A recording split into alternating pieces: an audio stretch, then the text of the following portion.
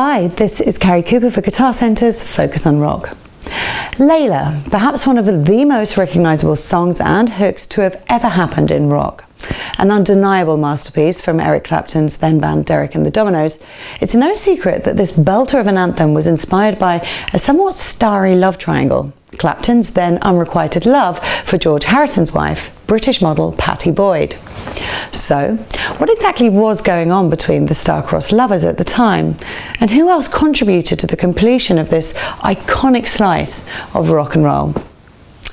Well, it was during the filming of A Hard Day's Night when Sir George Harrison first set eyes on the young Pattie Boyd, a 19-year-old who had been cast as a schoolgirl travelling on the same train as the Beatles.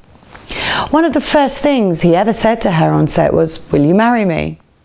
When she laughed, Harrison said, "Well, if you won't marry me, will you have dinner with me tonight?" Several days later, again on the film set, he asked her out once more, and this time she accepted. Fast forward to 1966 and they were dancing down the aisle.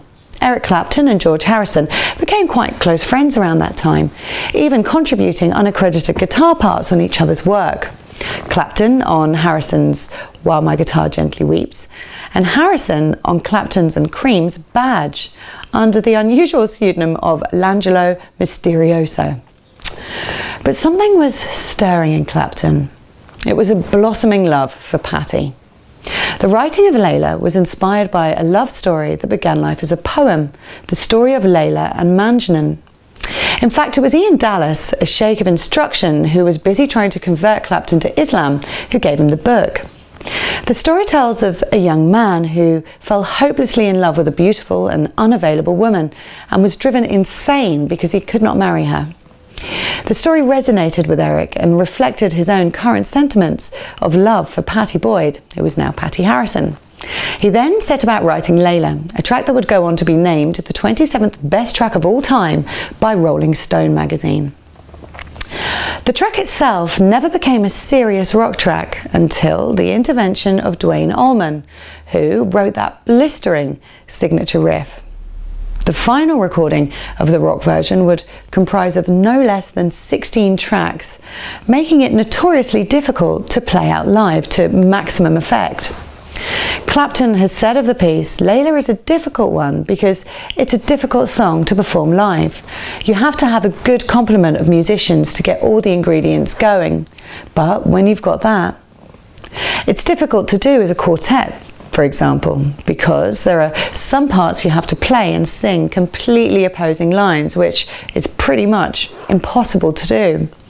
If you've got a big band, which I always have on tour, then it will be easy to do something like Layla, and I'm very proud of it. I love to hear it. It's almost like it's not me. It's like I'm listening to someone that I really like.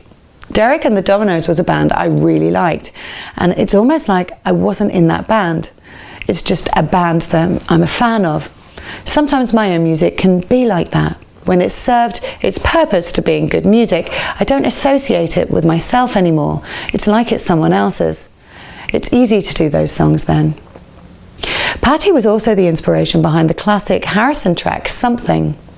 She's often described as rock's most beautiful muse. Did she know that Layla was written about her at the time? Well, in her words, Clapton said, "I've got something for you to hear." And he put it on my cassette machine and played it. And I said, "Oh gosh, this is unbelievable." And he was just looking at me and saying, "This is for you. I've written this for you." All would play out well for Clapton, as he finally married the object of his desire in 1979, with Harrison even attending the wedding party for the pair. You can read more about this triangle of love in a memoir detailing her life with rock royalty called Wonderful Tonight. This is Carrie Cooper for Guitar Centre's Focus on Rock. You can shop for the greatest selection of music gear on earth in store or at guitarcentre.com.